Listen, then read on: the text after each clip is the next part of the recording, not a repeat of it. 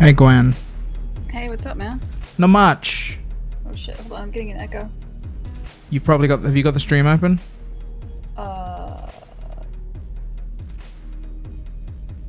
I'm on the dashboard, but it's muted. Have you got the page open somewhere? How bad is the echo for you? Pretty unbearable. Unbearable is not good. Hold on, maybe I can close it in Skype or something. Oh no, Skype is so complicated. Yeah, we should probably not use Skype. I haven't put what people can hear us, but they can't see us yet. So technically, okay. This is still starting soon. So you know. Okay, cool. Well, hold on. Maybe I can like volume mixer this. Like maybe I'm hearing you through. Oh god, hold on. Because I'm getting no echo on my okay. side. No, I can't hear you at all. Nope. Okay. Okay, try now. No, I hear me. You're hearing yourself back? No, that's nothing. Hi everyone. Sorry about this. I assume you're not hearing it because I'm outputting the audio. And Gwen Frey, Samantha, definitely is a good role model. Okay, so the problem is I hear me through Skype. Oh, but now I don't. Did you do something? I did nothing at all. I no longer hear me through Skype. Can you hear me? I can hear you. Nothing has changed on my end. Oh, that's weird. Oh, well, let's just hope that works then. Should we do this? I mean, it'd be kind of weird if we didn't. It'd be kind of weird. I'm gonna switch scenes. Told everybody we were doing this. Oh, wait. That's the wrong one. Why would you do that to me? That's my scene. This is the one I want. Hello. That's fun. How's everyone doing? Well, we're here now, Gwen. People can see us. We're visible. Cool. Sweet. Oh shit, I can see you, but on a huge lag, because I'm seeing it after you see it after. Okay. Yeah, it's going to be confusing for everyone. We'll figure a better way of doing this so it's easier for us, but for everyone watching, we should be fine. How you doing, Gwen? Life is good. I'm going to turn the music just off, because it's just kind of weird, right? You turned what off? Music. There was a backing track. Don't worry. We don't need it. It was dose 1 for anyone interested. Hi, Bearded Outlaw. Hi, Samantha. Hi, Force of Will, who says Skype is the worst. Skype... For some reason, I'm like the only person that clings on to Skype. I don't know why. Yeah. So when do we officially start the podcast? Because, like, we can't... Like, we're probably not going to talk to you fine people while we're recording, right? Or are we? I don't think we are, no. So... Okay. But, like, if... Your Skype is looking pretty HD right now. Thank you. I thought we're looking okay. I thought we were doing all right. I've gone to a little bit of trouble. You see, I've made like this fancy scene and all that stuff. So you know, thanks. Yeah, we'll probably start in a minute. We'll just. Okay, cool. Yeah. So we'll warm up. Like, usually before we record the podcast, Chris and I talk about, like, for a minute about what we're going to talk about. Normally. Yeah. But not this time. It's live. People can just see this. This is just happening immediately. So we're just gonna go. Yeah, we gotta talk about the ArenaNet stuff. It's what everybody wants to hear about. That's what people keep notifying me about. It is. So we'll just do that then. Yeah. I vote we do that. I'm doing a backup audio recording of this as well because I'm that guy. So don't worry, everyone. Mm-hmm. Why are there so many cans clearly visible in this shot? Oh, that's the one I'm drinking out of. That's fine. That's acceptable. I didn't know if it was safe to ask about it. It is. I don't know a ton about it. Sorry, for people listening on the podcast. We're doing this live on Twitch for the very first time, which you can see on... No, we're cutting this part from the podcast, We're cutting this part from the podcast. This isn't in it. If you're listening to this, you aren't. So don't worry about it. Okay, we'll begin properly in a minute. So anyway, I was just rolling with it. I was just like, fuck it. Yeah, well, the thing is, usually we just, like, start talking and then you just, like, magically edit us to start in the right spot. Whereas now I think you gotta, like, hit record. So do we do, like, a 3, 2, 1 thing? No, I'm just gonna record the entire audio stream. Alright. And in fact, I already am. Secrets revealed. I'm already doing that. So... But this is behind the scenes, ladies and gentlemen. Isn't this the bit you always wanted to see? The bit where we just kind of awkwardly talk for a little while. That's the dream, right? Yeah. Usually though, we can like we get like a couple minutes of bitching about life stuff. Yes, we which do. could We do. I guess, but Yeah, I don't think it's that interesting to anyone else. Is the problem? No. Yeah. Like, the problem is I have dark mode, so it's like I'm gonna find a way. Oh, Proteus MT. Who wants to sneak into the podcast? There you go. You did it. You did it, Proteus. Oh shit! It's Force of Will. I know some of these people. Hi. Oh, you know these people? They got auto modded. Don't that hold would back make on our sense, 'cause- account. Yeah. Bitch away, he said, which I don't know is him telling you to go away or if No, I was saying we usually start by bitching. I know. That's like how we warm up, because you gotta like warm up. You can't just like start talking. Maybe you can. I don't know. I'm not good at this. You are. Yeah, you say you're not good at this, but we've been doing this for like a year. You're not doing too bad. Yeah, but you usually edit me like really well. True. And, I edit myself a lot. I edit, for those interested, a lot of what I cut out is me talking over Gwen. So that's a lot of what tends to get cut is me just being like, fuck, shut up, cut, shut up, cut. Happy Wednesday. Thanks, Notware. I doubt that's reality. I think what happens mostly is like, usually when you hear yourself, you think like, oh, my ideas are stupid, their ideas are good. And you end up cutting yourself more, I suspect. Well, like, you've had some good questions. Yeah, but a lot of the time it's just me cutting in and being like, yo, Gwen, here's my opinions. And like, it doesn't matter. Like, it's just like, it's just me reiterating what you said, but in a stupider way. So we should probably do a podcast. For those of you that are not aware, that are in the chat right now, we do a podcast called the Dialog Box. I'm Chris Slight. Hello. You probably already know Gwen Frey because you're here in her channel. If you don't know me, hi, I'm Chris. I talk about video games sometimes, and I work for a company called XSplit, and I've worked for a bunch of people, like Devolver Digital, and stuff like that. Yeah. So, alright, here I am. I met Gwen when I interviewed her about 2 years ago now, so... God, has it been that long? Yeah. It's been... Fuck. I need to get going with my life. Yeah, hurry up. Shit in like 2 years. Yeah, shit, Gwen. All right, before we get into it, after the ArenaNet thing, you might want to edit yourself even more, says Force of Will. That's oh shit. Do you want to? Do you want to edit yourself even more now? Well, let's get into talking about this. So, from my understanding, which is very limited through skimming the discussion topics, someone got fired for, like, as far as I can tell, someone got fired because someone bitched at a developer, the developer clapped back, and then ArenaNet were like, no, you're fired now. All right, so... Tell me the actual things. Yes, so this is interesting. It's something that's like, well... There's a lot going on here that's very interesting. First off, for background knowledge, yes, at ArenaNet, there was a writer at ArenaNet, and she tweeted out a sequence of tweets just to like going through her thoughts on narrative design in on Guild Wars. Am I saying that right? Yes. Guild Wars 2. Guild Wars 2. So she was tweeting out her thoughts on Guild Wars 2, and she tweeted out a sequence of her thoughts, and somebody replied, and they had a reply that was like maybe a little bit juvie, or like a little bit pedestrian, but asked a question very politely, just asked like, hey, but why can't you have, you know, something about branching narrative. I honestly didn't pay that much attention to that part. But what the hubbub was after that, she responded in a, oh, here we go again, a guy's mansplaining kind of a way, right? And basically, yes, I wouldn't say she got in a fight. Like, it escalated. Some people on Reddit, a lot of people rallied behind this YouTuber that had pinged her and asked this question and said, hey, he's asking an honest question. Yeah, it was a YouTuber that's or maybe a streamer that's pretty big in the community. That's the big point. Like, he's a big deal in the Guild Wars community, and like MMOs tend to have communities. So she replies in a maybe a little clipped sort of a way, and then a lot of people come to his defense and are like, it was an honest question, you didn't have to be like that. And then And then it just kind of turns into a whole thing. And not just her, a coworker of hers kind of came in and like tried to defend her and be like, look, she gets talked down to all the time.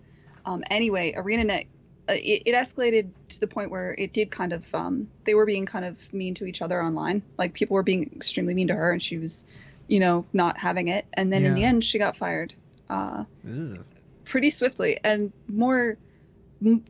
the thing that's even more strange is the guy that kind of came to her defense, and I would argue was pretty reasonable in his replies. There was a person who had worked he was an individual that worked at ArenaNet for about 11 years, and he also got fired. Oh. So this is a conversation in our industry right now is there's so many things around this topic, and I think this was covered really, really well in a Waypoint podcast, actually. I think they, like, I almost didn't want to talk about it because I feel like they covered it perfectly. They kind of dug into what did they say? What's the gist? Well, I mean, there's a lot to talk about around this, right? Like, there's a lot about, like,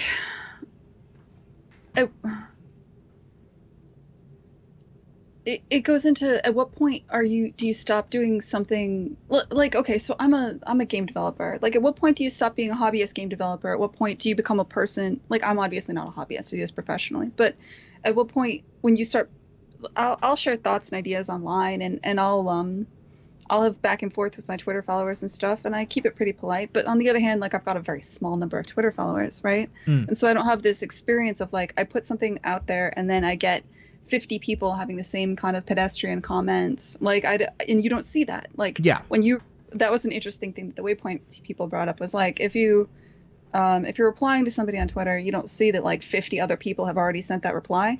So you don't realize how irritating you're being most of the time. Yeah. So it's really easy to accidentally really irritate somebody. I don't have that experience. And I, like, in general, I mean, you're getting a situation where people are really upset. You're getting a wide range of opinions over whether this should have happened or not. And whether, I think at the end of the day, everybody involved was extremely hasty. Yeah. At the end of the day, I think if you're like a level-headed person, you could say, okay, there was kind of some blame on both sides. There's absolutely no way anybody should have been fired. That's way over the top. Kind of seems like it. Maybe there was some backstory and, like, there was a history here and there was, like, a reason that they got fired, or maybe, like, and maybe there was a backstory to her being harassed online before this, and bringing it to people's attention and it continuing. Like, most likely this, in every case, this was the straw that broke the camel's back. People keep using that expression. Yeah.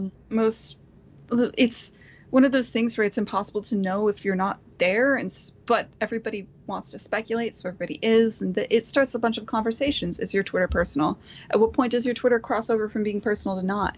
At what point, like, we do this podcast, we have a couple hundred people listen to this, right? Yeah. Like, at what point does this stop being a hobby that we do for our friends? Because it was, right? Like, it's most of the people listen are, like, my mom and dad and, like, people that know us, right? Yeah. But, like, there's about half the people that listen to us I don't think either of us know. And at what point more than are that, we, like, I know a lot of people.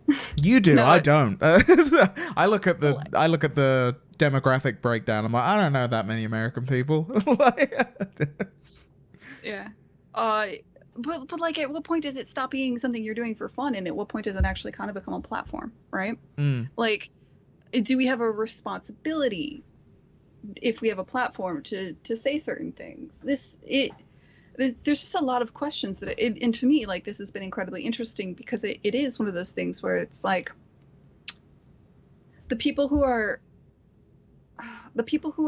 like, hey, if I was crude to a customer, I'd be fired. There's a lot of people where that's true. Like, maybe you work at a hardware store in you know, fucking the middle of America somewhere, and if you're rude to a customer, your boss can fire you. Absolutely, that's true. Yeah. But you're also not in a situation where all the time, at any moment, anytime you put something online, there's thousands of people that are, like, hanging on your every word and talking to you all the time. And you could always say, hey, don't be on Twitter, but the reality is you kind of need to be on Twitter to promote yourself these days. And you can say things like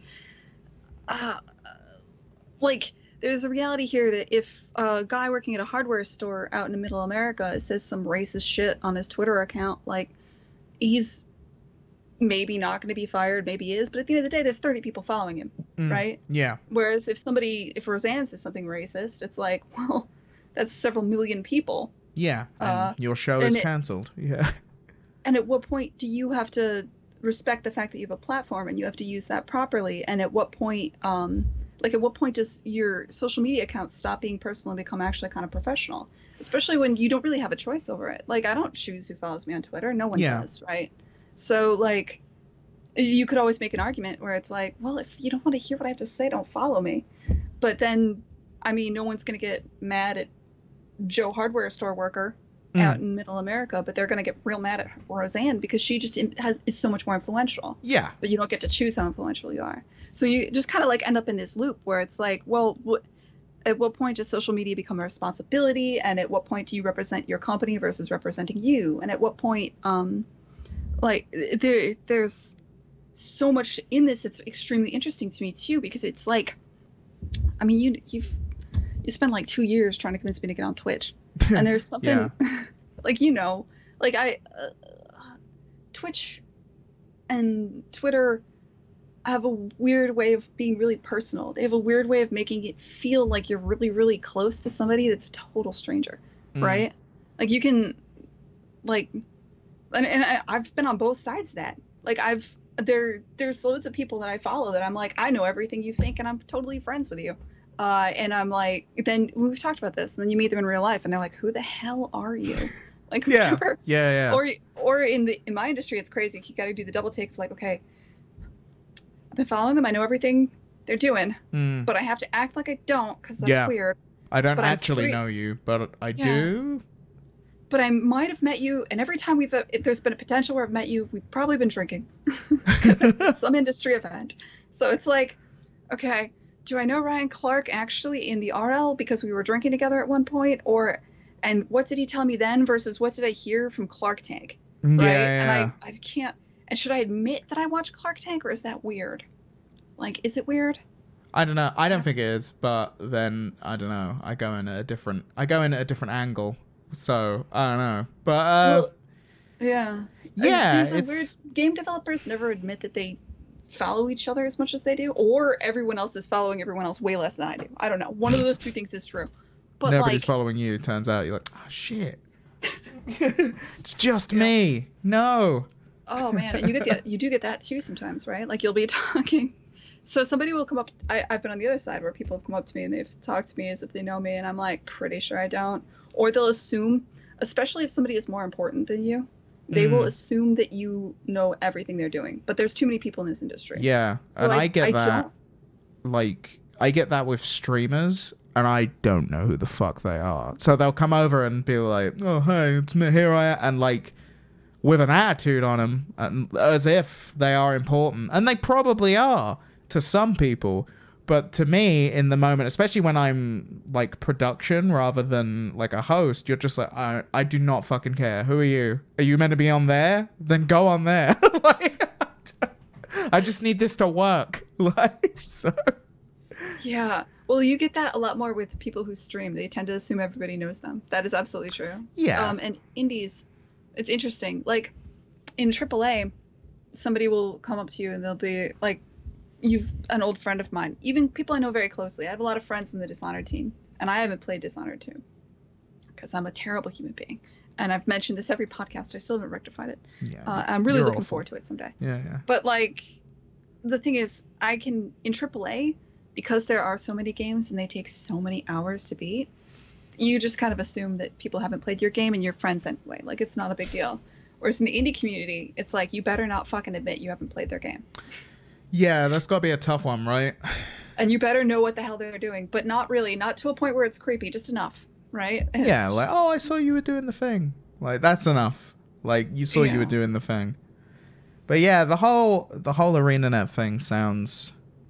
It sounds complicated, but I think it does, as you say, I think it starts some very interesting conversations. Because you've been talking about, as you brought up, the line of what you can and can't do on Twitter or Twitch and how open you do or do not want to be. So I know, like, I still rarely will tweet that I dislike something even though it burns within me that I'm like, I must tell the world that I don't like thing. But like nobody fucking likes that or cares. Like no one wants to hear what you don't like. Like not interesting. But like I don't know. I think the world loves that. The world loves it when critics are like, fuck this game. The world, I feel like, encourages critics to be have over the top opinions on one way or the other. That's true. But people like that. I know I will get to points where I'll censor myself to the point where I feel like I got just nothing nothing to say of interest. Like I'm just like, yo, going outside, and like that's as good as it's gonna get, because any of my opinions I'm like, well, I better not just throw out some fucking wild opinion on shit. Like the most responses I've had to anything recently was I retweeted that throw out your controversial video gaming opinions that you're willing to stand by. And I was like, fuck it. The world must know what I think is bullshit. So I threw some out. Was that the one Rami said, or was that the one like Game Informer or somebody I think said? it was, I saw that. Yeah, it was like Game Informer or somebody like that. Not PC Gamer, maybe? It was somebody. Yeah, it was PC Gamer. It was an outlet. Yeah. But I retweeted it, and there was a bunch of them in there, but the one that got a bunch of replies, and some people were mad at me about was I was like, Monkey Island is not funny. Like that was it. I was like, it's not funny, and I'm willing to stand by it.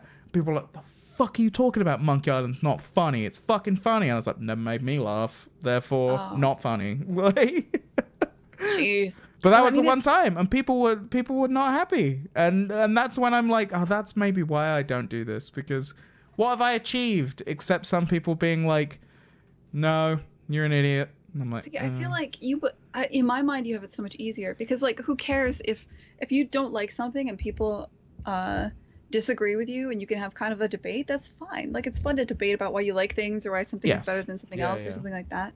I think I envy the freedom you have to do that, because the reality is, once you've become when you're a game developer, you're just too close to it. I can't look at something like Monkey Island when I've like worked with Tim Schafer, and I when you like somebody, you tend to like the games they make too, and I know what goes into it to such a degree, and I know the emotions that are involved, and I most likely for any given game, I know the backstory. If something went wrong in production, I can kind of figure out why, and I can empathize. And it's like, it's very difficult to just objectively look at a game and say if it's good or bad, because you just got all this stuff going on. And even if you feel a certain way, you'll never fucking broadcast it. No. Because I can look at a game and I can be like, wow, that looks like crap. That looks like the color wheel vomited. Like, where did they come up with this art style in my head? But on the other hand, I'm like, oh, but I know people that work there, and I don't want to, like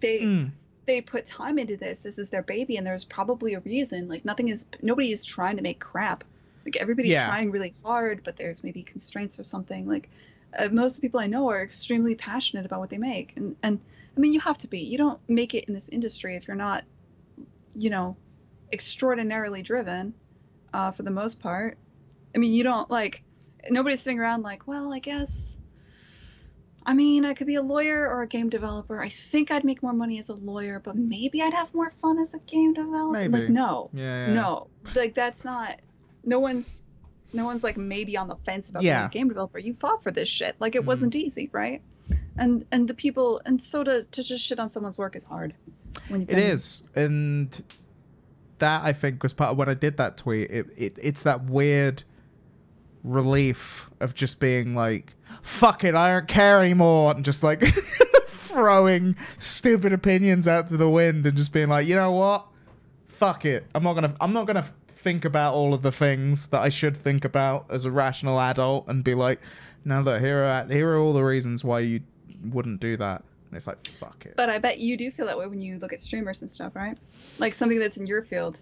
Like, when you see a bad production, some part of you'll never be like, oh, that's a bad production. You'll be like, ooh, man, I've been there. Like, some part of you just empathizes. Presenters, right? yeah, definitely. I mean, there was a cringe compilation of E3 that was going around, and there was a couple of moments, and I knew a bunch of the presenters on that, which is weird, because it was the first time that I was like, oh, these are all people that I've worked with, like, in the last few years. And they were in these cringe compilations, and there were moments, and I was just like, oh fuck, I know exactly why you're doing this and what you're trying to do, and like someone's asked you to do this, and yeah, that's a shame. And yeah, so it's one of those things where you're just like, I can't shit on the person for this, because it's like you're so in the moment with that shit that you're just like, I don't know. Yeah. Like there was a dude that went around during the EA press conference, and it was a bit before he introduced FIFA, and he was just him going goal, but like for ages, and that made it into a few like people posting it around being like, oh my god, what is this? And I was just like, he's just doing a thing. Like he probably didn't even think about it after about like 5 seconds. Like you just do it. So yeah, maybe. I know what you mean. Because you got to be spontaneous too. Yeah, we cut the last episode where we were talking about E3, which is like the reason I was laughing was because you reminded me of the Ubisoft hot mic situation. It was hilarious. Oh shit, yeah. It was great because they had hot mics, so like they clearly the presenters had no idea the mic was on before or after the show for like about a minute or two. Like it would be on a minute before they went on and on a minute afterwards, and so you could hear them backstage just being like, "Yeah, you crushed it. Yeah, man!" Like so happy. There is so much trust between you and the person who's running the production in that moment, because you're always like, normally, like if you're just working direct, like when I do things like you've been on stage with me, there's a producer over there and they will say in your ear, you're clear. And you're like, okay, now I can say all the fucking stupid shit I want to say that I obviously don't need people to hear. But like when you're just coming off stage, I guess no one had said to them before they come on, like, we'll tell you when you're clear or like whatever. So they just assumed. And so you just come off and you're like, yeah, we fucking did it. And it's like, oh, but it was great though. It was they nice. Were so happy. Yeah, they were so cheerful. They got off the stage and they were like, "Yeah, you crushed it, buddy. Yeah, I did." And yeah, that went great. And they were like, "Yeah." It's like, fuck yeah, Ubisoft. That was they were like my favorite show just because of that. Ubisoft I relate do a good to job. These people. These are not presenters. That's the other thing I liked about it. Is like, you can definitely tell they're not presenters. Those are definitely the game devs.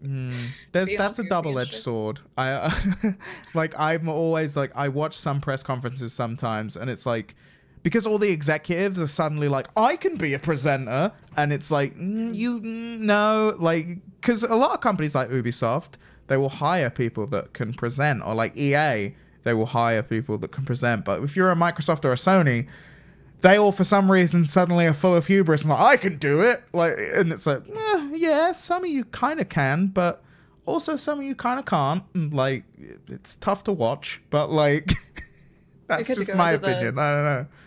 Yeah, the Sony press conference was a whole thing. We cut that podcast. Should we talk about E3? It was ages ago. Well, that's why it was cut, because I'm still, like, I've been ill for fucking ages. I got back from E3 and then I got super ill, and so nothing really happened. Why is my screensaver turning on? There we go. Hopefully that didn't affect anything.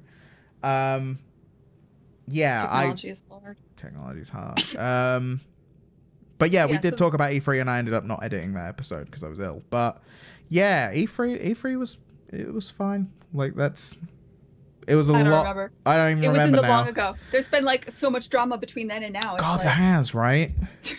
Like yeah, so there was ArenaNet, and then there was another thing.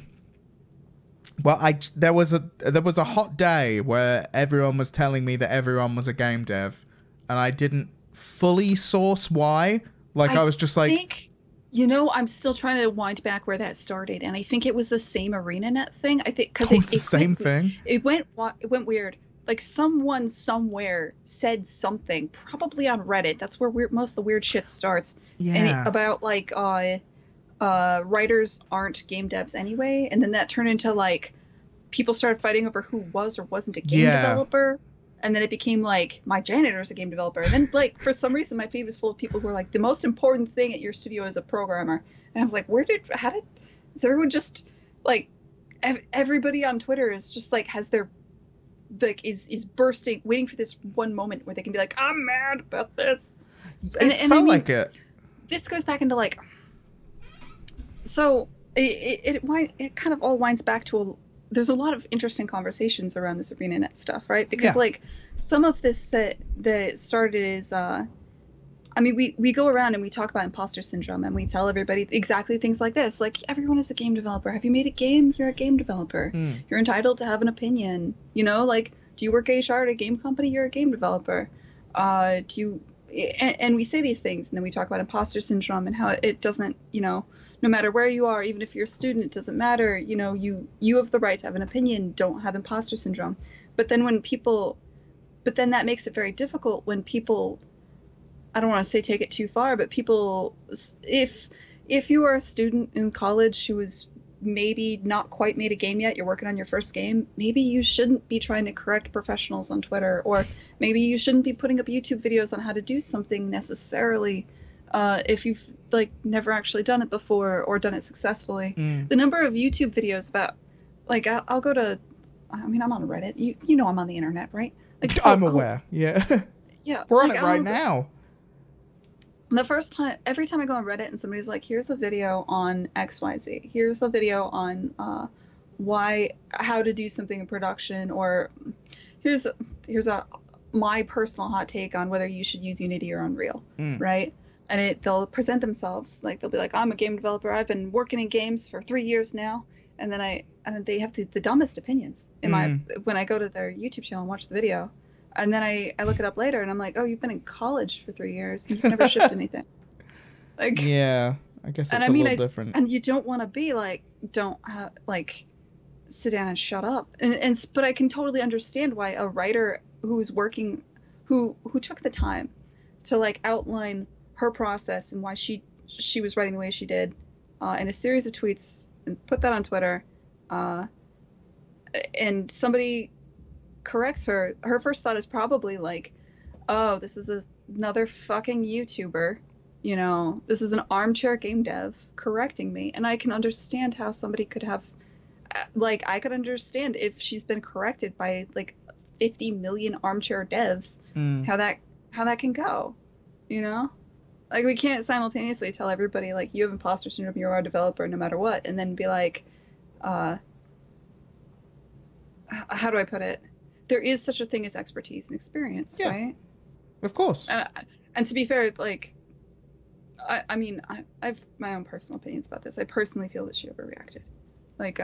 But I also am not in her position at all, right? At all. I don't have anything near that kind of following at all. Well, yeah, and this was the thing you brought up that I think, I forget the podcast that you mentioned, Waypoint, mentioned, where they were like, you get that shit all day every day, you might reach a point where you're like, just fuck off. Oh, dude, I think everybody should go listen to that Waypoint podcast. It was fantastic. Especially, I don't know who, I know I used to listen to Idle Weekends, so I know Daniel Riendeau and Rob Sackney. I've listened to a couple of their stuff, but the Waypoint podcast also had some new people that I don't even know their names, but one dude, the dude that was running that, was talking about what it's like to be a business owner, and how he was because I'll tell you, I've never worked at a place where you could just fire somebody immediately, ever. That's actually it's kind of difficult to fire people. That I know that much. It's super hard. Takes a fucking while. It's shocking, right? Yeah. You have to, I worked at places, I'll tell you right now, because Gazillion went under. If in Gazillion, if you were bad, you were promoted sideways into marketing.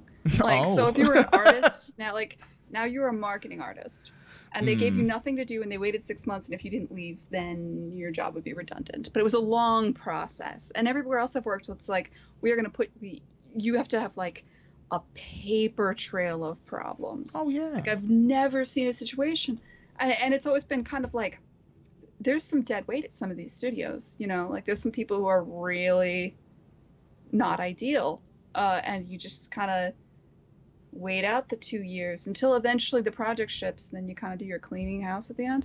Yeah. Which is gross to say, but is true, because in reality in America it's very difficult to fire anybody. But I guess they don't have that problem there. Apparently not. Apparently that is not a thing that they have to worry about.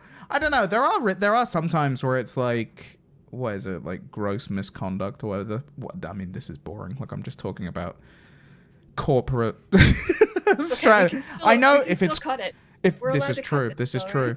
If it's gross misconduct, you can get rid of someone fast. I know that much. But I don't know. Who knows? In America, usually you have to put someone on a PIP, and they have to be on a PIP for a long time, and this whole paper trail. It's complicated. Yeah, it's kind of weird, but I don't know. The thing with, because it's me acknowledging a chat. Oddba, our good friend, Mr. Lum, mentioning the free giant things of the week, which is ArenaNet, whether people are game devs. Oh, but do you know where that started?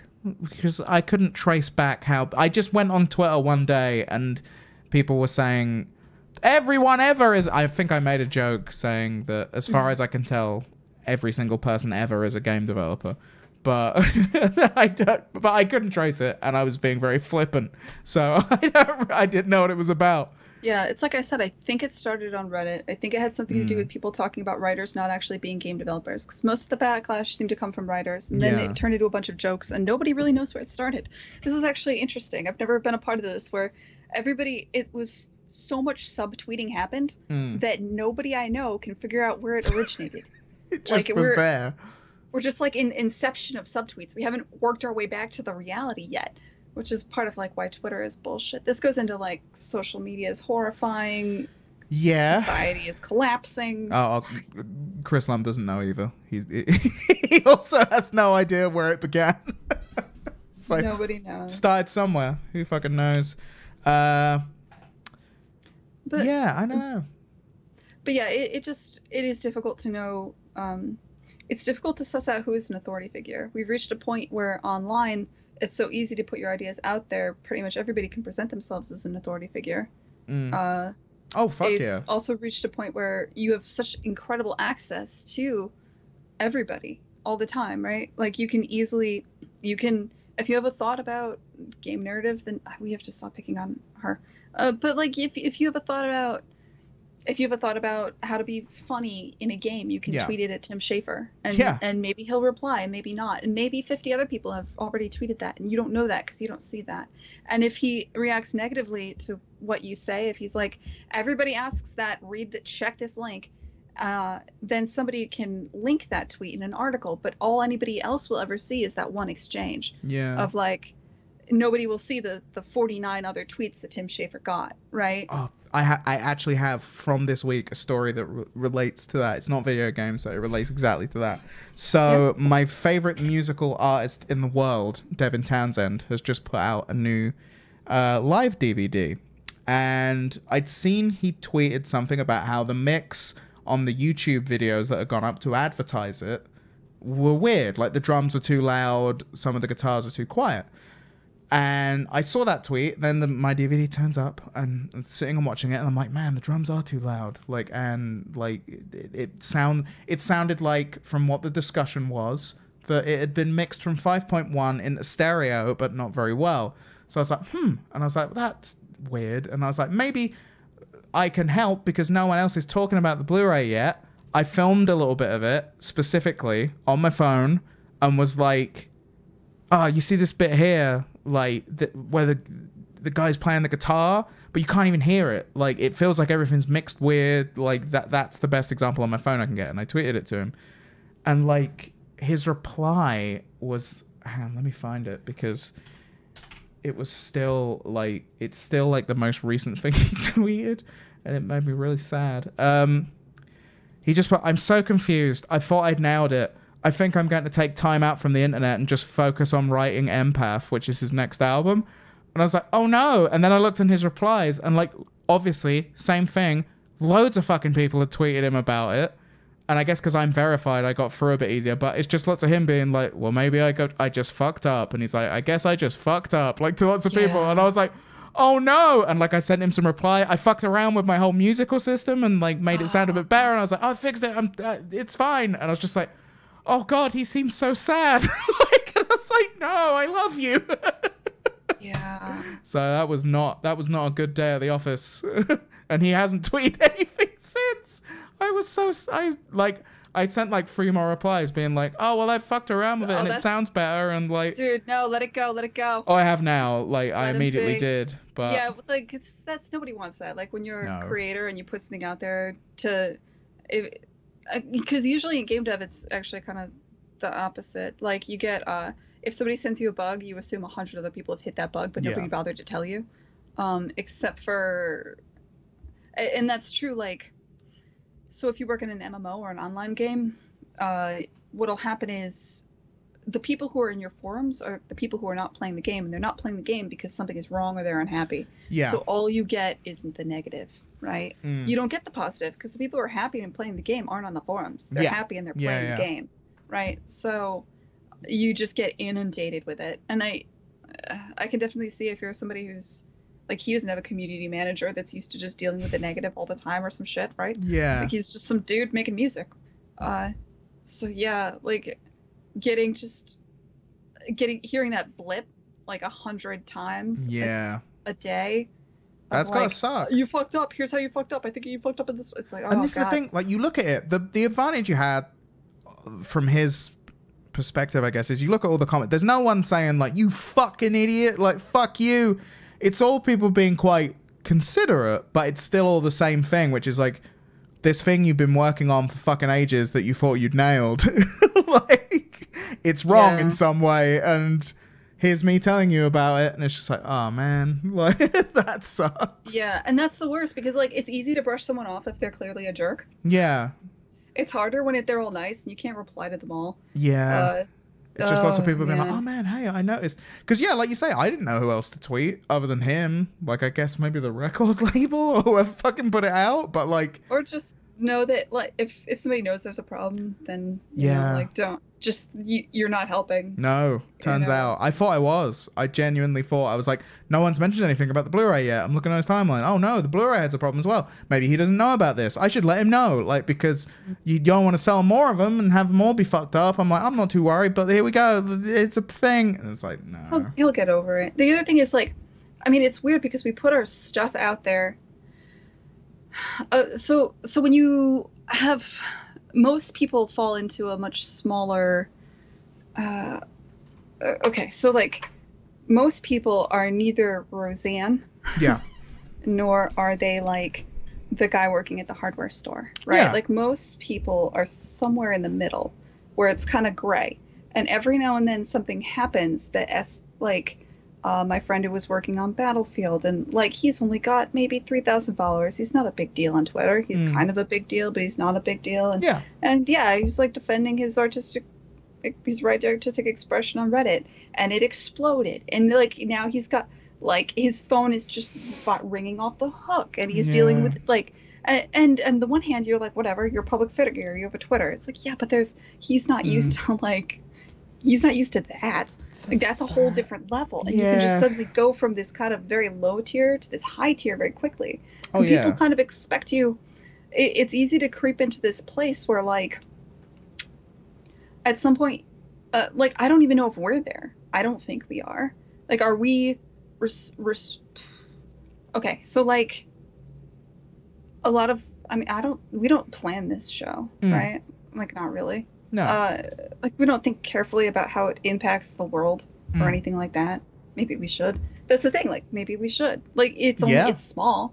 Like, there's less than 30 people in here. Maybe less than 200 people will hear this. My mom's probably listening like 8 times. But like, should mom actually listen to this? Oh, my mom totally listens to this. Oh really? Oh, nice. Yeah. Hey, mom. So like, hi, Mrs. Frey. Anyway, what were we talking about? At the end of the day, you were saying not many people listen to this, but.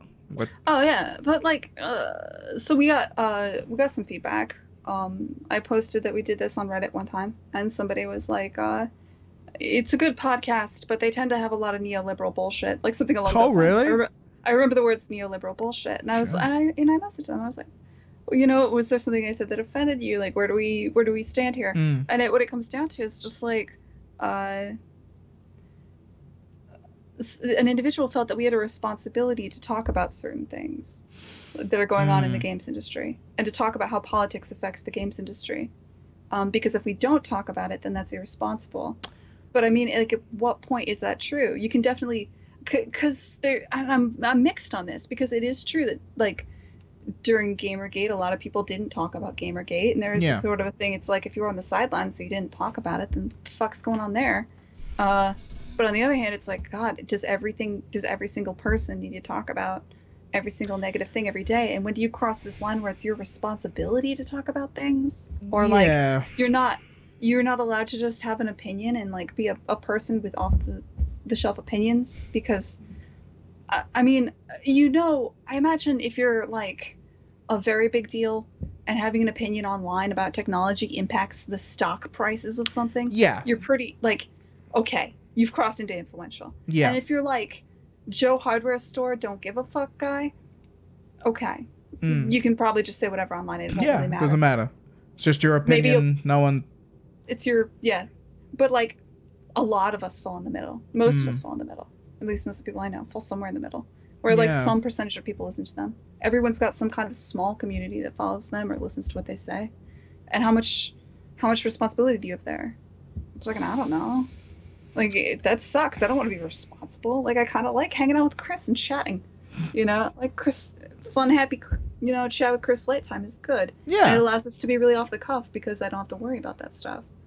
This is true. And this was obviously a conversation going into doing this live as well, because you don't have that safety net of like you throwing something out and then being like, oh, cut that out like to me later, because it's like, well, 30 people heard it or whatever. Yeah. The Twitch chat's cool. I know these guys. But like the podcast is around forever though. We gotta be careful about that one. I think maybe. I don't know how things work. Maybe we'll just delete it. Fuck it. It'll still probably be there. People have downloaded it. Oh no, we can delete this. It can go, and no one need ever see it ever again.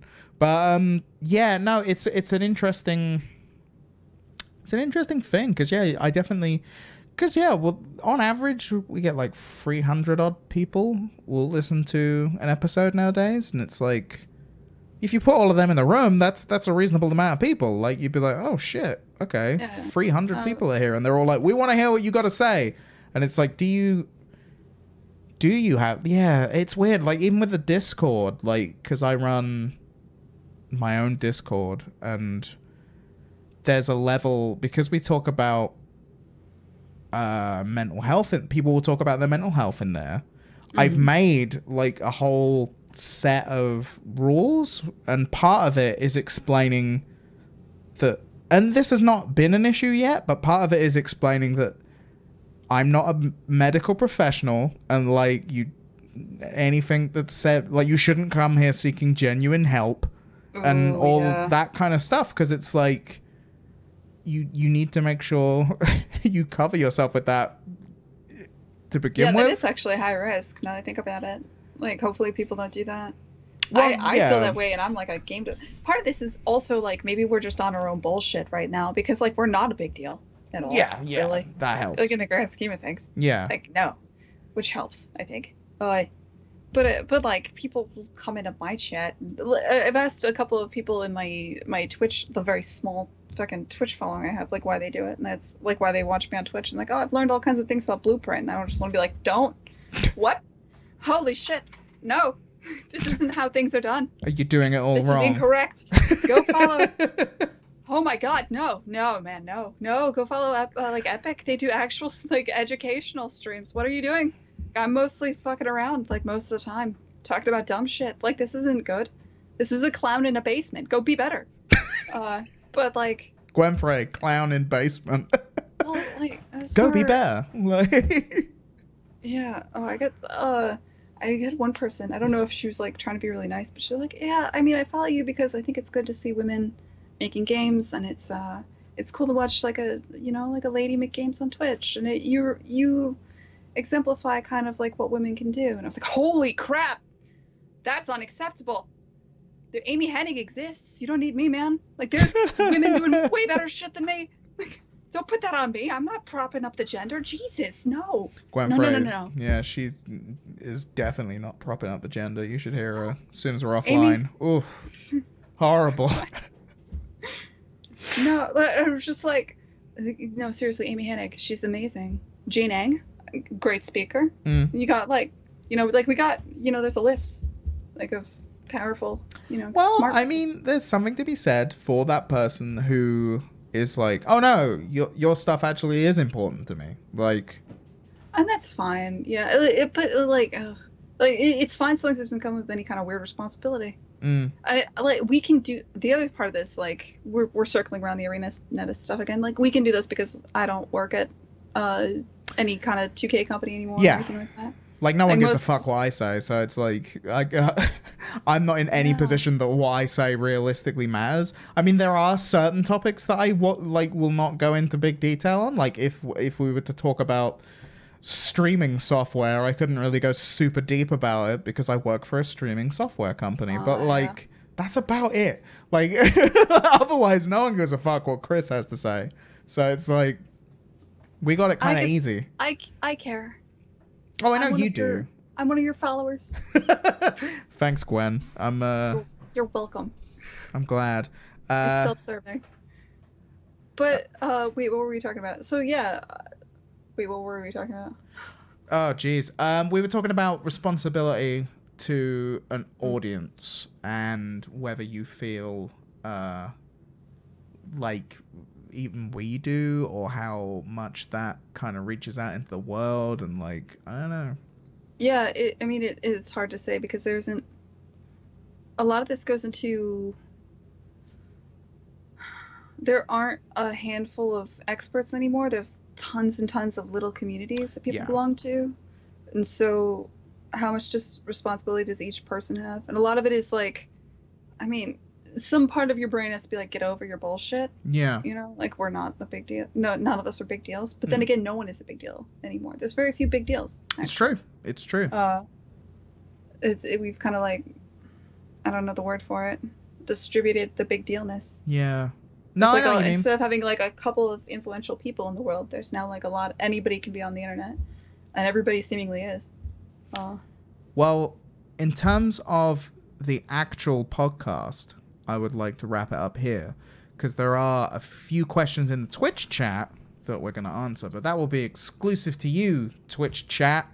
So we'll hang out here for like 5 minutes or whatever, and we'll talk. But for the people listening at home on their portable device in audio form, I hope this doesn't sound too crappy to you because this has been done live and is different.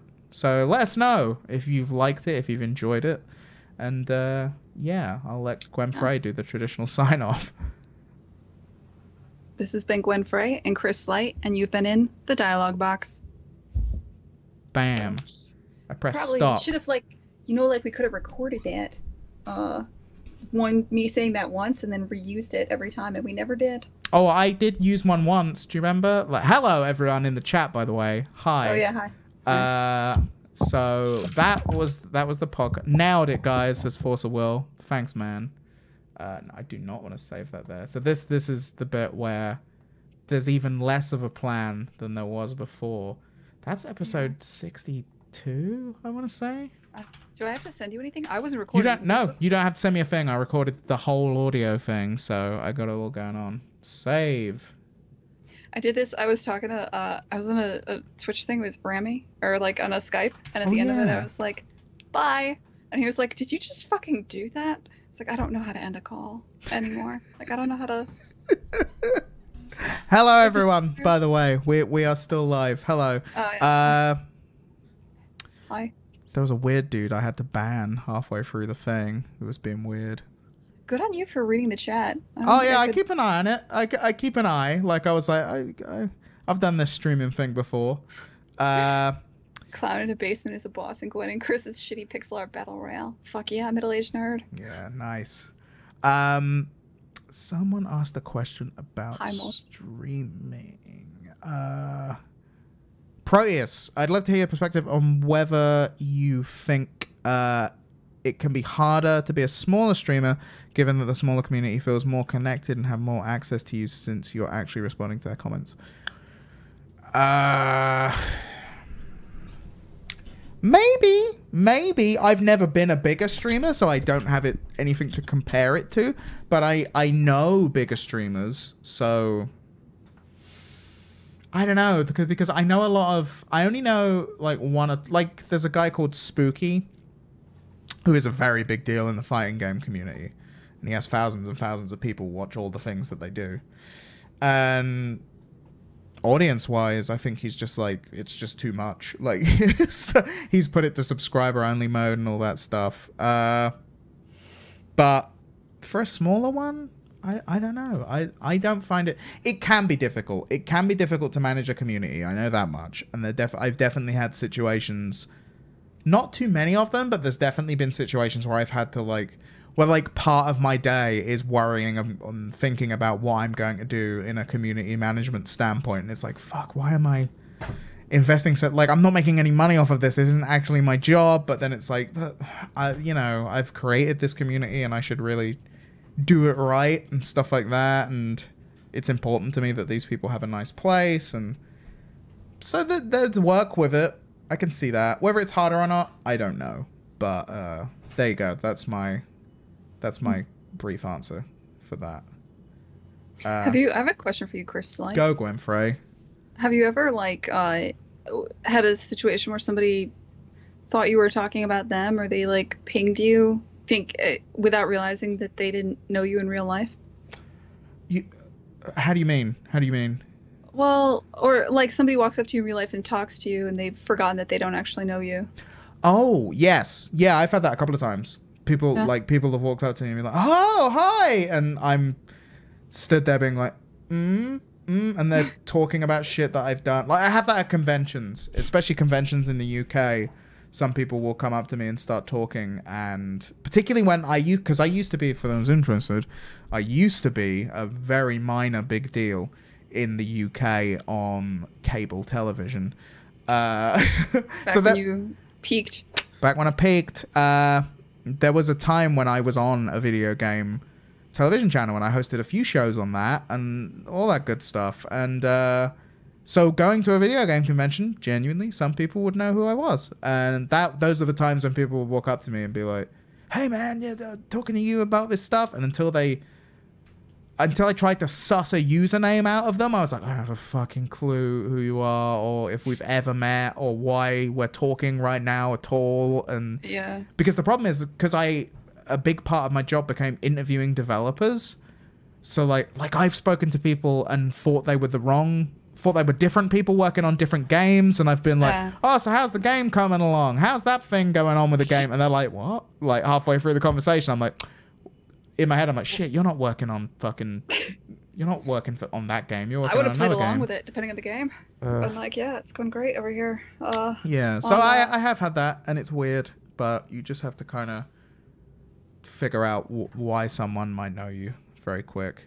I can never suss it out because I forget people. I was like, I just assume they're right. I'm just like, oh, they probably do know me. I forgot. Maybe my drunk ass forgot. It's fine. I play with it. I'm just like, oh yeah, hey, yeah, hey. Like, if we met in real life and you did that, I would just buy it. Though I do know you've talked about you show up at Boston Indies. It's good. I like Boston Indies. Yeah, that seems cool. I've never been, but we had a question, Chris Light from E.L. Wester. L. Weister? He's a good guy. He's a hardcore community member going. L. Weister, fun fact, has been following stuff I've been doing since way before I was even on TV, with a podcast I did with my now wife and 2 friends about video games, like 6, 7, in fact, no, probably about 8 years ago now. So he's been following my stuff for a fucking while. What up, Waster?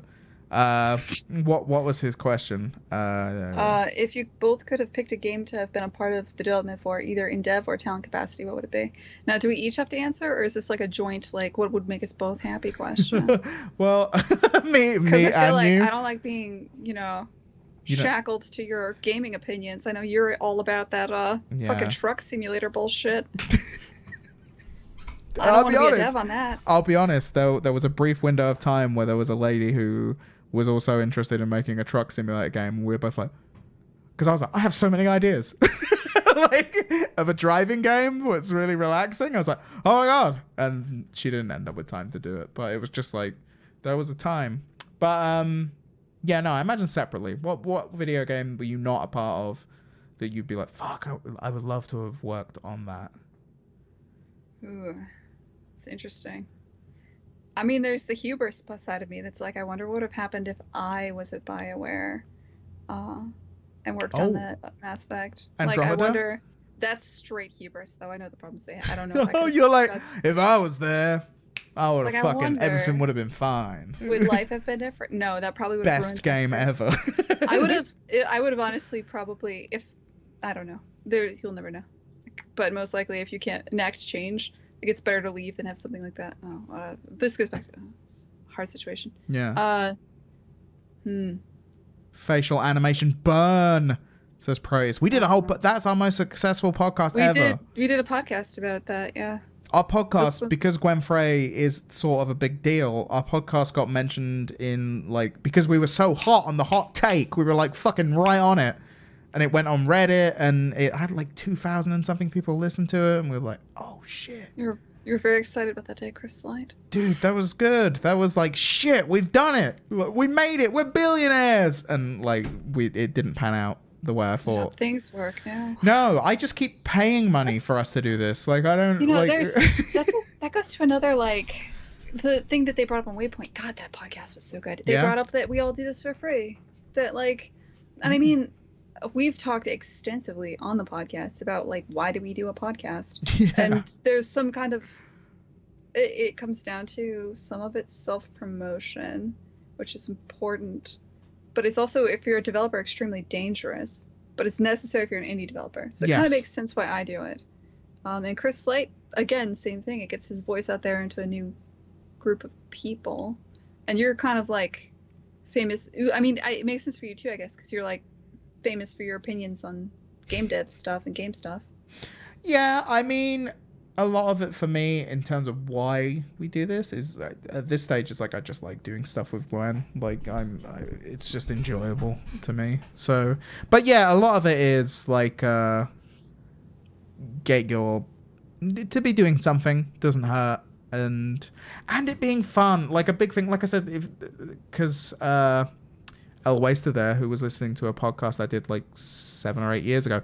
I was doing podcasts before that. Like I was doing podcasts like 10 years ago when podcasts, the minute podcasts came out, I remember that being a thing because I had an iPod and I was like, podcasts, shit. And I was like, I want to fucking do podcasts. And me and a friend did some, and it's just fun. It's just fun. I don't know, dude. I don't know where it comes from. Like I enjoy Twitch now that I do it. I go through phases though, honestly, where I'm just like, with Twitch I do, yeah. It's hard to work, and sometimes I'd much rather work.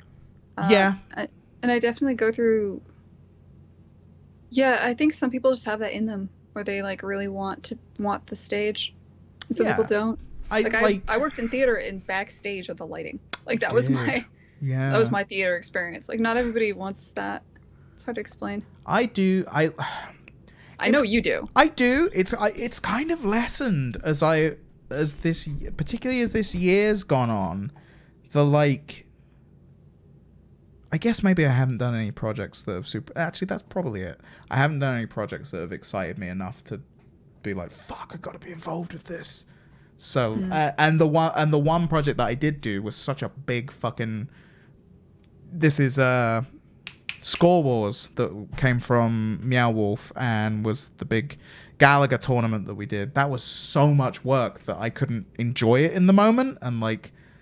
Oh, but it's fulfilling afterwards. It's like story of my life. Okay, so while you're in it, you're like, God, why do I do this? I hate this. This is terrible. This is pain. Why does pain kill me? And then it ends, and you're like, oh. Someone sent me like a little video. Like someone made like a little video package thing, like just like a 4-minute like summary of the whole 3 days of shit that we did.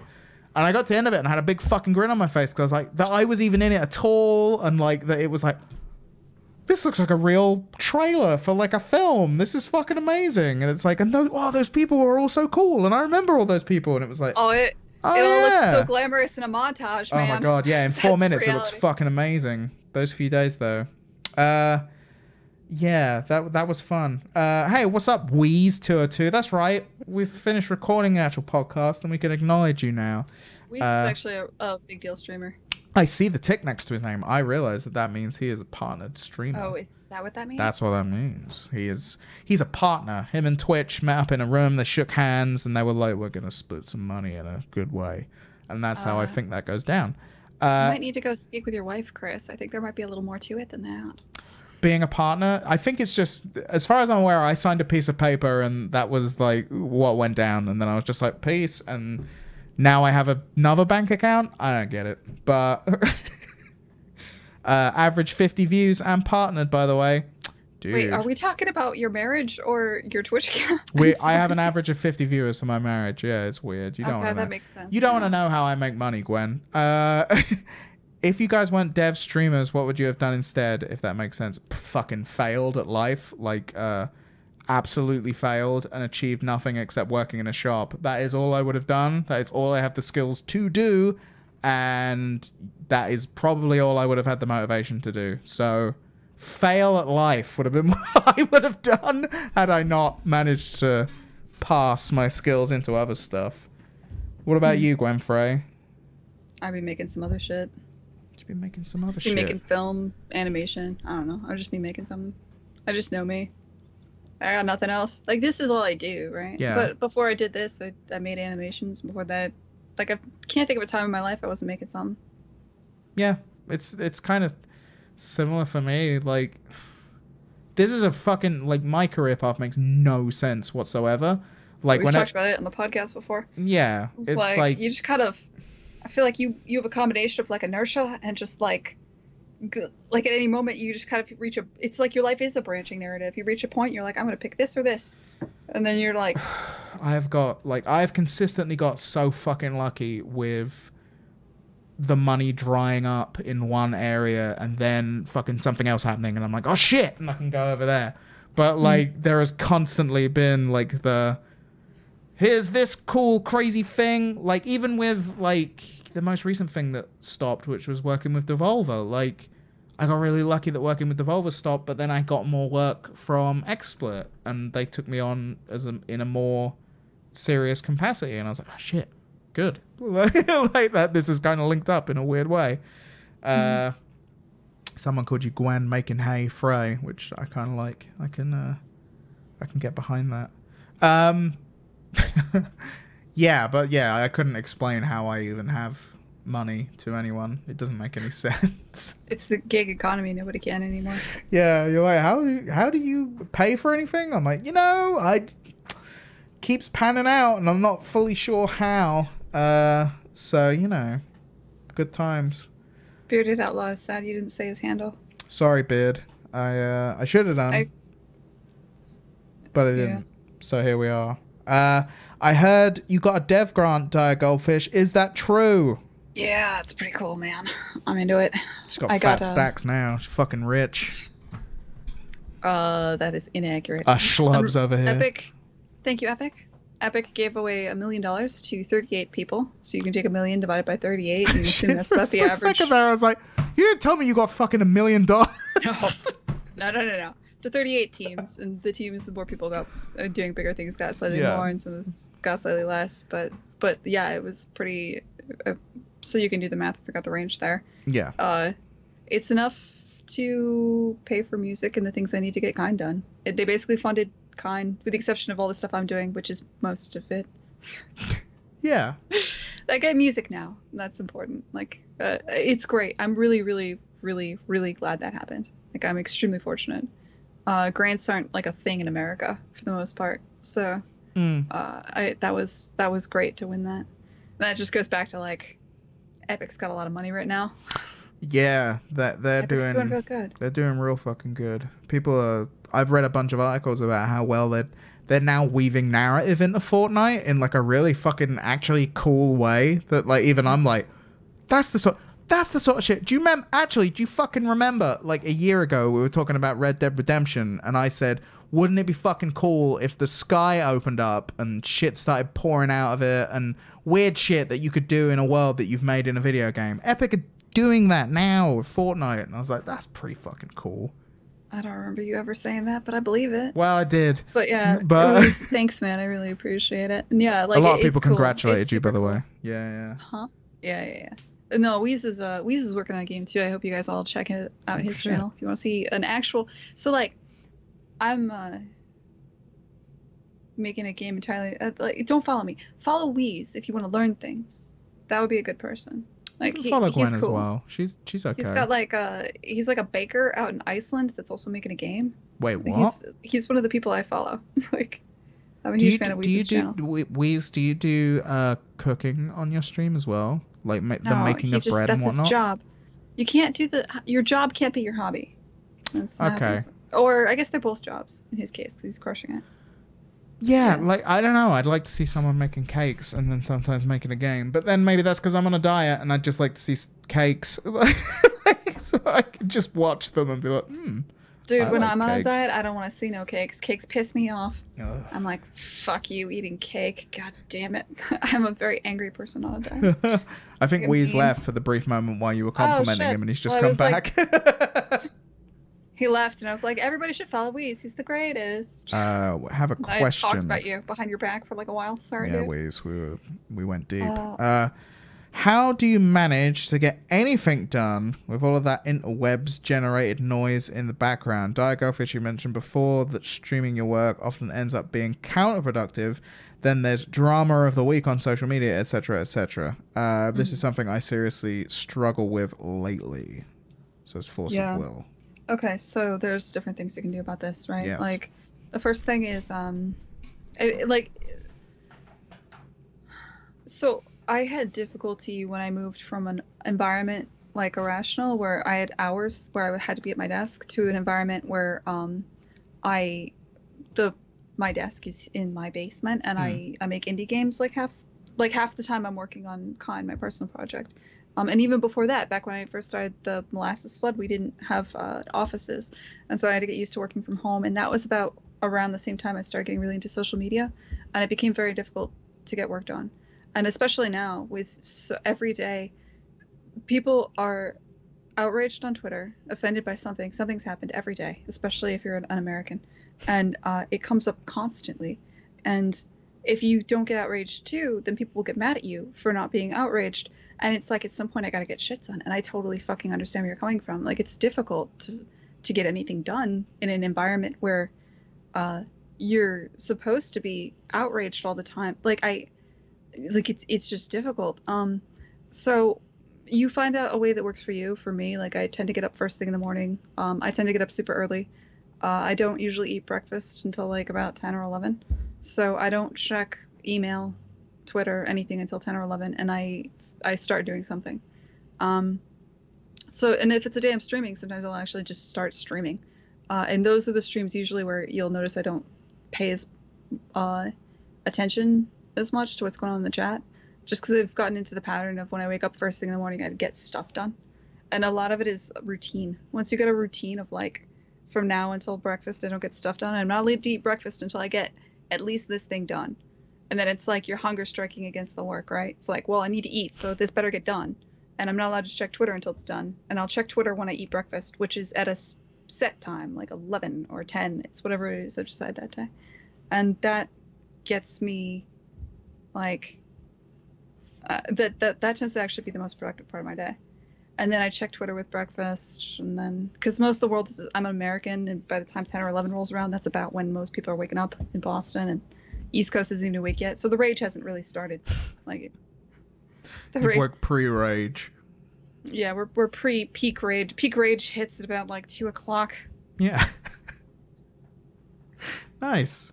But whatever's going to happen has happened. Gwen does get up super early, by the way. It constantly surprises me. Like, it's like 12 in the afternoon my time, and I'll get a message from Gwen being like, hey, let's go. And I'm like, shit, you're I don't know why I'm constantly surprised, but every week I'm like, shit, you're ready? Damn. How do you balance, though? I guess he was talking about how do you balance, like, actually streaming and working at the same time. Like, do you find that because you were saying you do those morning ones where you kind of ignore the chat a little bit, but like, are you finding it useful streaming your development? Weird place to ask you, like, on stream. So I do it every Monday just to make sure I get at least one a week. And I kind of plan out what I'm going to do there. Ooh, it's complicated, actually. I'm still figuring it out. I do it each week. It's slightly different. Part of it is there's things I can't stream, right? There's things that are like maybe it's I've never streamed the last third of the game. Yeah. I know exactly what I want to do. I've been working on it for a long time, but I can't talk about it, so I just can't stream that. And there's things I don't want to stream, which is just like zenning out, working on art stuff, looking at something, changing it 15 times, changing it back. You know, like, that's hard to stream. Things that are easy to stream is when I have a thing that I know I need to do, and it's hard. Those are the best. Like for me, because I'm not really good at like I'm not a programmer. Yeah. But you could technically call some of what I'm doing in blueprint programming. You could easily call it that. Like I could. It's it fucking is. It magic to is. me. Like, I couldn't do it. So if I have something that I'm like, okay, there's bugs. I have a list of bugs. I need to just get this list done. That's the best time to stream. Because like usually I'll get one bug done. I'll check Twitter. I'll fuck around for a bit. I'll try to hit another one. Like, you know. So for those, it's actually beneficial to stream because I can't check Twitter while I'm streaming. And so apparently you can, because I just noticed you replying to a tweet 21 minutes ago. So. Oh well, that was while you were talking, and that's it just popped. I just refreshed my Twitter because I was just like, oh shit, I wonder because my Twitter's on here. I've refreshed, and I was like, literally as you're saying, I can't do this shit while I stream. And I was like, there she is, right there, doing it. No, I've actually checked Twitter on stream before too and talked about it. Like if just like what's going on. Compiling. It's like, hey, let's look at Twitter together. Yeah, no shit, I do that all the time. Yeah, that's bad.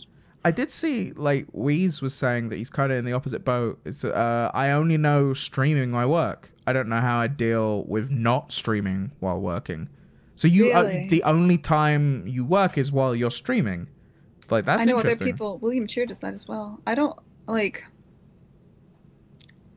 There's certain things I just can't stream. Like, yeah. Well, you don't want people to see everything, right? Like. Well, there's things I can't stream because of the narrative, but then there's things that like if I'm working on a weird art polish task, or if I'm if I'm really in the zone, and I don't want to be interrupted, those are the times when I can't stream. And the second one doesn't happen nearly as much as I would like. Getting in the zone, the Gwen zone, the Gwone. Gwone. Yeah, Gwone sounds gross. That's not good. No, don't do that one. Yeah, we won't go with Gwone. Just Gwen zone. That'll do. No, not into that. Not the person to ask when it comes to this. Yeah. I mean, everybody's different ways. And the other thing is you'll change over time. Like, what works for you now may not be what works for you in a couple of years. That's what's surprising, too. Like, there was a time when I swore... Like, there's times in my life when I need a routine, and there's times in my life when I don't. Things will work different during different points of production. That's another thing that's hard to explain to people.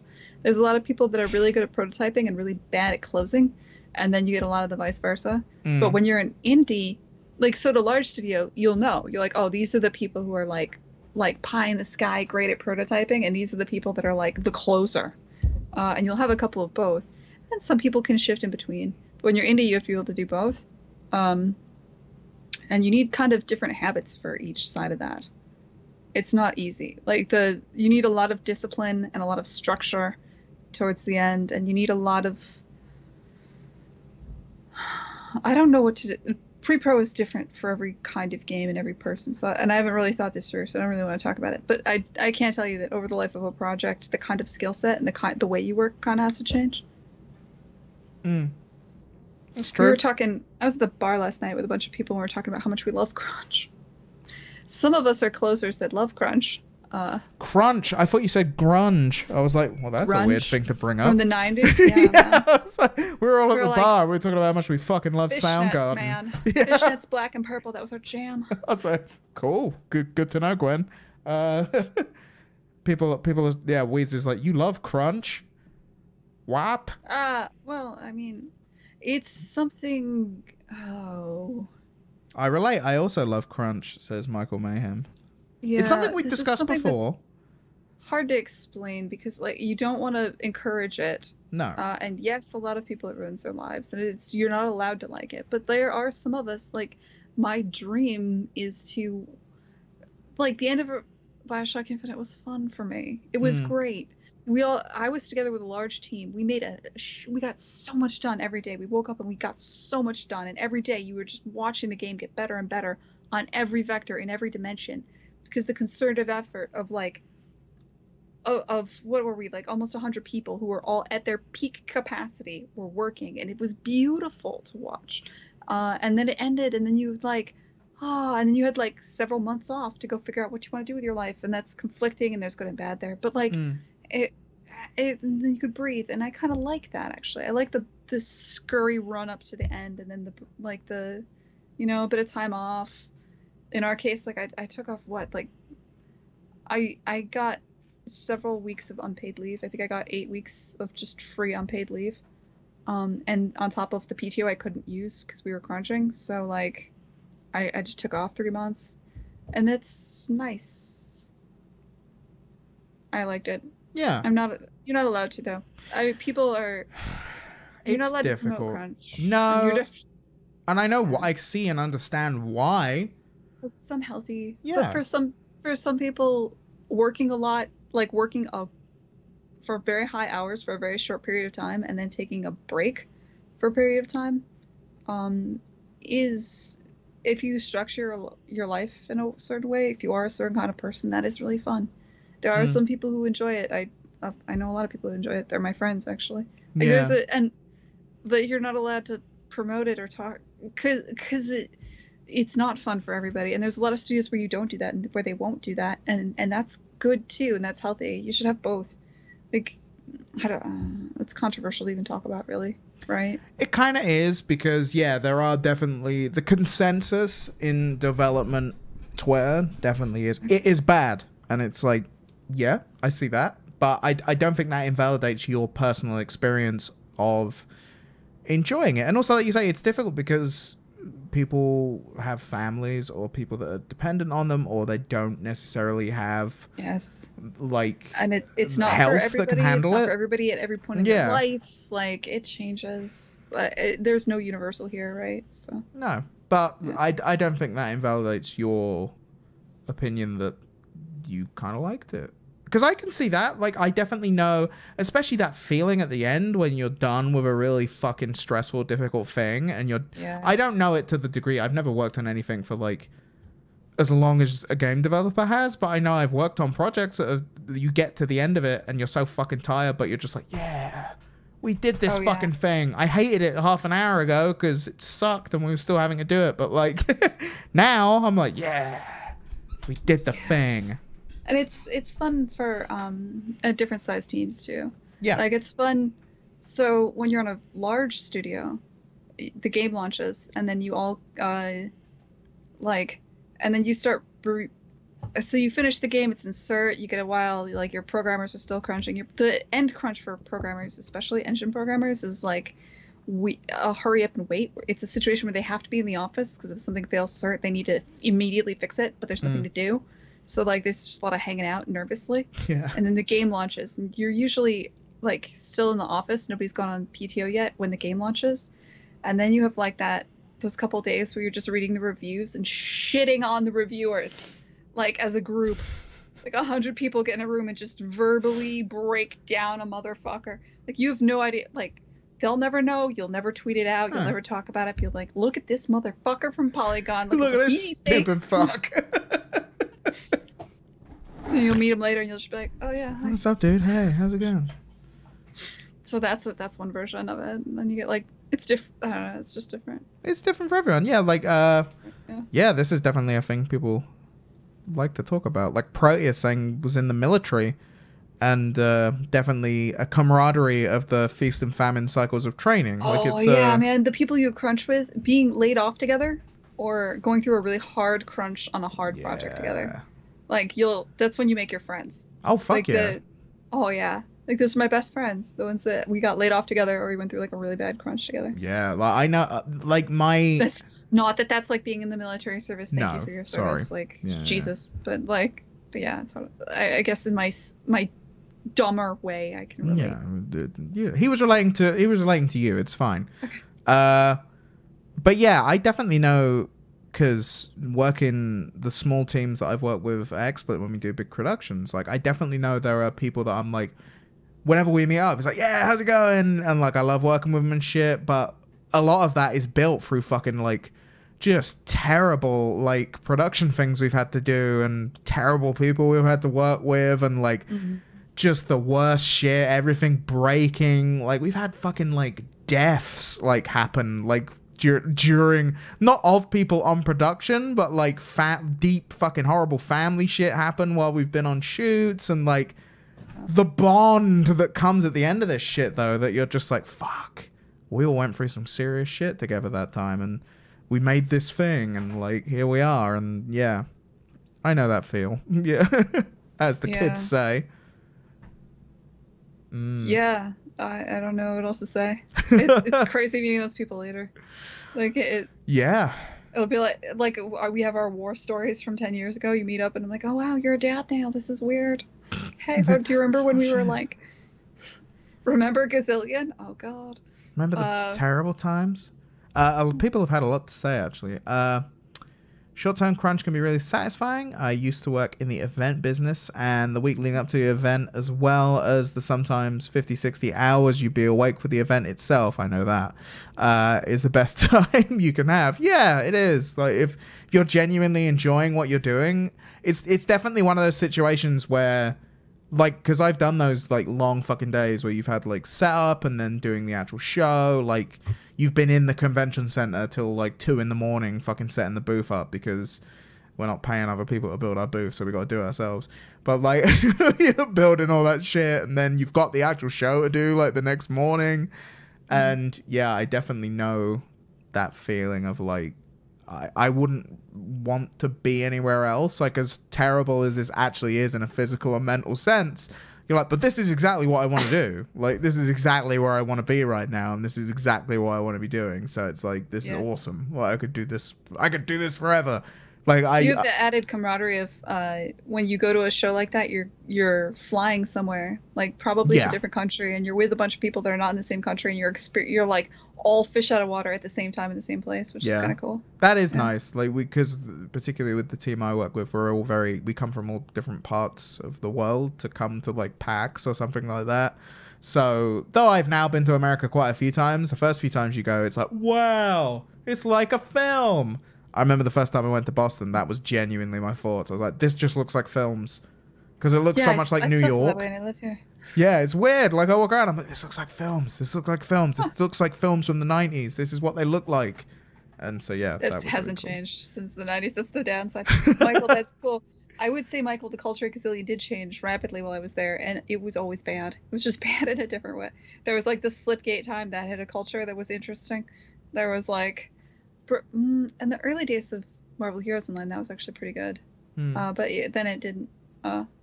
And then, whatever, you know how that story ends, Michael. Then it got not good. Crunch is easier when you're away from home. It's worse when you're like, I could be on my couch in 10 minutes. I can see that. Sup, Oddba? How you doing, buddy? He heard us talking about Gazillion. He just appeared. Was Oddba there as well? If you say, he was with me at Slipgate. He was one of the people I got laid off with. He's one of my close friends from getting laid off. Oh shit, we were just discussing that whole thing. Yeah. But yeah, it's a crunch. It's a difficult subject to talk about, but... Oh god, what was happening? That was, like, might still be my favorite night, like, of my life, was when we were all drunk, like, completely drunk after getting laid off. Chris hadn't told us yet that he hadn't been laid off, because he had, like, deep survivor guilt. Oh, shit. And we were all at Paul's place, and Beatles Rock Band had just come out. Damn. And we were drunk singing I Get By with a little help from my friends. Yeah. It crammed into Paul's place. Chris just sat in the corner like, oh! Chris, it was an emotional night, man. I can imagine. Yeah. I remember a bunch of people were going to crash on my couch, and I lived, like, 2 blocks away, so but the 2-block journey from, like, Paul's place to my place, like, I was so shit-faced, I think I stopped and took a nap somehow. It's amazing I'm alive, actually. Yeah. That's... Sounds like you went deep. I've been on it. Yeah, there's been times I sat down and thought about it, and I'm like, wow, I have never had a bad experience in my life, and I deserve to, because I've done the dumbest shit. Like, yeah, but yeah, I was like, I remember oh my god. That had moments. We should stop talking about that. Sorry. Oh, drunk Gwen Frey? Yeah, we probably... Yeah, nobody needs to know about that. Doesn't need to be on the record. I remember the Irrational experience was terrible for years, too, before the team gelled, says Mr. Lum. It depends on who you were talking to, Chris. Maybe it was just you that didn't gel. No, he wasn't at Irrational. We know... So a lot of the people that worked at Irrational went to work for a different 2K studio where Chris also worked back in San Francisco. So when Irrational shut down, there's not a lot going on in Boston. People kind of scattered. And a bunch of the people that scattered wound up in San Francisco working at Hangar 13 with Chris. So we all we travel in the same small circle. Makes sense. Oh, it's Chris. Hey, Chris. It is Chris, Michael. Crazy Oppa is Chris Lum. And Wheeze does want to hear about Drunk Gwen. But you all actually editorial. know each other. Wheeze is actually Chris's brother. They don't realize it. Oh, shit. It turns out that it's not true these really are all just your friends, Gwen, like you said at the beginning. I was like, oh, I thought you had an audience. It's actually my mom in 10 different accounts. Turns out. Yeah. God damn it, Gwen. She just wants me to feel good. Hey, yeah, you know. Can't argue with that. I would definitely open the floor right now to any other questions that anyone has before we wrap up, because that's a thing we should probably do at some point. Yeah, we should probably. Also, if you enjoyed this as something different, like if you thought it sucked, you can say. If you're like, I imagine you wouldn't still be here interacting with us if you thought it sucked. Probably the people that thought it sucked left. Or they're just like full of rage and going with it. Oh, yeah, maybe they're just sat there. That's interesting. I didn't realize until now you flipped the video for me. I'm all mirrored. Yeah, you are. Yeah. Huh. Magic. Studio magic, Gwen. I'm just that damn magical that I've done that. It's not perfect. I should figure out something that isn't Skype to do this with, because Skype, I don't know why I hold on to Skype, but I'm the one that makes everyone use Skype. I don't think it's you. I think it's Skype, to be fair. Like, Skype doesn't seem to want to let go. I have Skype on my computer 4 times. I don't know why. I've never installed it. It just keeps installing. Oh, yeah, it just pops up. I have 2 versions of Skype. Didn't you have fucking, like... You had this other account that popped up for a little bit, and it was like... Yeah, Microsoft did something to their accounts. So, like, instead of having one account... I don't know, like, I had a Microsoft BizSpark account, and they somehow fractured into, like, multiple accounts, and also... It somehow installed Skype without me knowing it, but also twice for each account. So, like, I have Skype for Business and Skype Home for multiple accounts. Sure. And I just have no idea what the fuck's going on anymore. I don't feel like I'm in control of this computer. It just does things now. Hey, Alex. Whose channel is it? This is a podcast we actually do. Me and Gwen have been doing it for a few years now. This is pretty much my entire developer talk show is just constantly talking to Gwen Frey for years. So yeah, if you look on iTunes or Stitcher or wherever the hell you find podcasts, search Dialog Box. We're there. But we will be broadcasting this I think this has gone okay. We'll be broadcasting it here on Gwen's channel, so you can watch it here. And we'll also still be putting out the podcast as usual. So if you come in late or anything like that, you can listen to just the audio version. But this little bit now, like that we've been doing for a little while, where it's just us talking to you, this is just for Twitch because it makes more sense that way. So yeah, this there is you go. Just procrastinating because like I've had a really rough morning. Jesus, man, like maybe I'll stream it. I won't stream it. I'm struggling. Oh, really? I'm refactoring some bullshit. It's not happening. Ooh. Too stupid for this, Chris. Well, you know, you've powered through somehow so far. You've managed to really strength of will. Sunk cost fallacy to make me finish this goddamn game. Holy shit. Exactly. No problem, Alex. Anytime. We get the witty off mic banter. Yeah, there you go, Michael. This is the high quality exclusive stuff that only the true Frey fans, the Freysters, the Frey. No, I can't think of anything. Frey. Yeah, this Frey is the Bentos. fishbowl. That's a pie. I believe it was decided. The fishbowl. Yes. That makes sense. Dire goldfish. I'm always trying to think of Frey-based puns. Not even puns. I'm shit at puns. I don't even like puns. I know everyone in England likes puns, but... Chris, this is that thing where you don't really know how to wrap up a show, and then you just start talking a lot, and then we end up cutting a lot of it. This is how it normally goes, yeah, but live. It's just like usual, except weirder, because now it's live. Now people are actually seeing the weirdness of, like... Usually, I just let him go, and I just wait, and 10 minutes passes, and he's like, oh, I've just been speaking, huh? And that's why the show's about Gwen and not me. So... We'll probably wrap this up here. I like puns. This is my favorite part. I just thought I'd help you out of here, bro. Thanks, Gwen. Frames doesn't work as a word, but it does work written down, Obber. I'm with you. Yeah, we should wrap this up. So we're going to do more of this, I would imagine. So Yeah, we'll probably do this again next week. Yeah, I would think so. Are we going to keep doing it on Wednesdays? Because we were considering it doing different days of the week. But Well, we release the podcast on Friday, right? we do. So we should record on before Friday. That makes a ton of sense. Why change things up? Why? So we'll be back here next Wednesday, probably at the same time, I should imagine, because this works for me and I think it works for you. And yeah, we'll wrap this up. So bye, everyone. Counting on you for this part. No, it's fine. I'm gonna turn it off. Are you streaming anymore today, Gwen? Do you want to say anything before we go? No. Oh wait. No. No. No, I'm done. We're done. Okay. Cut it. We're going. Also, Gwen, thanks you for the bits. Numbat Ninja. Oh yeah, hey Numbat. He's a regular. Yeah, He always nice says this. It's always says hi.